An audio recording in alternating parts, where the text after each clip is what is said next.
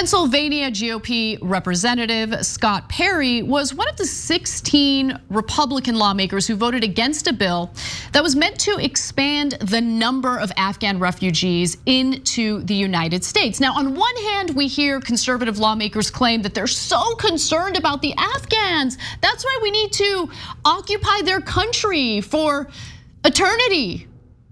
But then on the other hand, when it comes to Afghans who assisted the United States on the ground or Afghans who are fleeing the country as refugees, no, we can't have them. In fact, why don't we smear them in the worst possible way? Now, he was speaking to Greta Van Susteren about this. Let's hear what he had to say.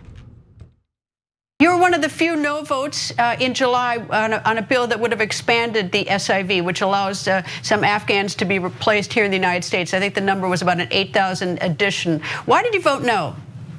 Because I don't think it's appropriate to bring poorly vetted people from an Islamic state to the United States of America, and certainly part of the calculation has to be is the Biden administration's in charge. They left the southern border wide open, and look, you're looking at a spectacular failure right now.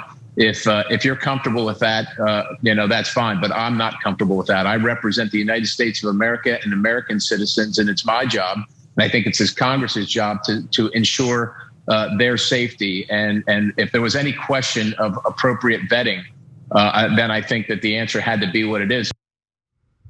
Oh, that's fascinating. It is a little concerning that we have lawmakers who vote on proposed legislation without being fully informed on what they're voting for or against in this case. We tend to have trust in these politicians to represent the best interests of the country, of their constituents. And it is unfortunate that, Representative Scott Perry, who has quite a bit of time off every year, as most members of Congress do, just can't seem to find the time to figure out what the vetting process is for refugees. So no worries, I'm here to help. So why don't we go through it? We've done it before.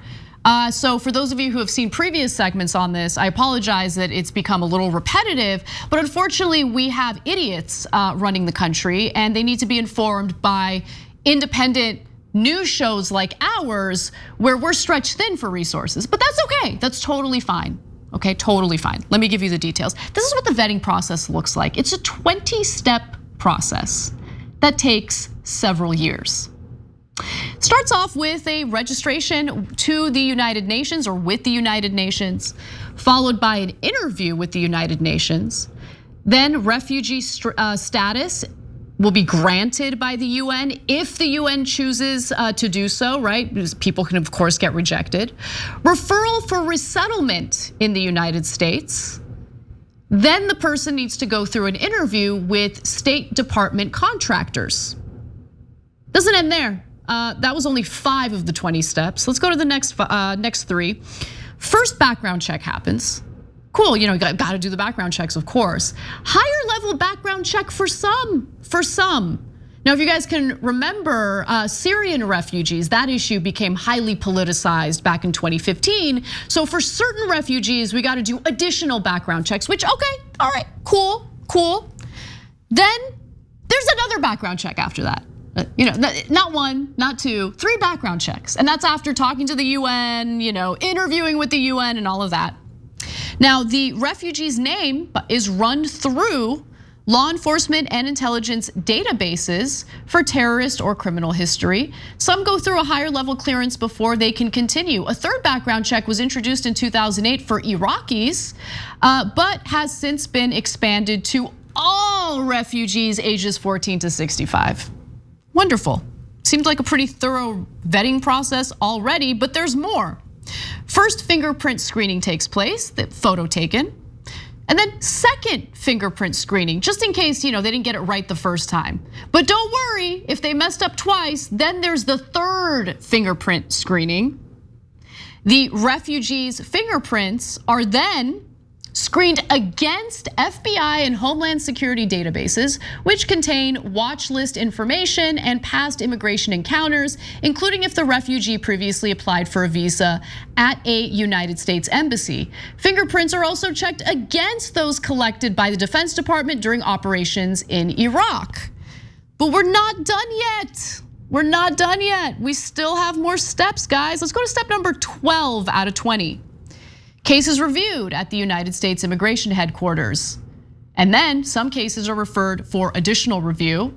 Then you got the extensive in-person interview with Homeland Security officer. Remember, this is after you've already done an in-person interview with the State Department. Then there's a Homeland Security approval process that's required. Screening for contagious diseases. We don't want to have sick people come into the country, right? We got to screen for contagious diseases. Okay, fair enough. I don't know. Is this thorough enough for conservative lawmakers who had no problem bombing the hell out of that country and killing more than 47,000 Afghan civilians? I mean, are they okay with going in, destabilizing a country, and then doing a vetting process this thorough and maybe allowing a few people in? I don't know, are they okay with that? Then there's a cultural orientation class matched with an American resettlement agency, multi-agency security check before leaving for the United States, and then step 20, there's a final security check at an American airport. Is that enough? I'd love to know. I mean, quite honestly, that vetting process is way more thorough than the vetting process that our police officers go through. We have literal gang members, street gang members within the Los Angeles Sheriff's Department. Like, let that sink in for a second. And while you're thinking about that, why don't we go to the second part of the interview that Representative Perry had with Greta Van Susteren. We weren't just talking about the interpreters, the translators that worked with the American military. We were talking about expanding that, and it was expanded very broadly. And even when we were talking about interpreters that work with the military, there was also plenty of evidence that they would turn on their Americans and actually be part of the complex or less than complex attacks against the very Americans they were working with. So I found this highly questionable. And I wanted to see it tightened up very much before I would sign my name onto it. I'm not going to be responsible for seeing our little girls raped and killed in the streets because we wanted to bring people that are poorly vetted into the United States. Oh, he's worried about girls getting raped. I wonder what he thinks about Texas's new anti-abortion law, which forces girls and women to carry a pregnancy to term even after they've been raped. I'm sure he's really concerned about people getting raped. I'm sure he's worried about the rapes that take place in prison, something that's just a well-known fact that our congressional lawmakers, both Democrat and Republican, refuse to do anything about. But they're really worried about rape. Yeah, okay, sure. By the way, in 2017, Afghan immigrants ages 18 to 54 in the United States were incarcerated at a rate of 127 per 100,000 people. That same year, US citizens in the same age range were incarcerated at a rate of 1,477 per 100,000 people. Oh, that's weird. It's almost as if Afghan refugees and immigrants are less dangerous. In other words, as Alex Norashte from the Center for Global Liberty and Prosperity says, native-born Americans were about 11.6 times as likely to be incarcerated as Afghan immigrants. Afghans don't pose much of a serious criminal threat in the United States. By the way, let's also be clear that we have a problem with over-incarceration, and we incarcerate all sorts of people who have no business being behind bars.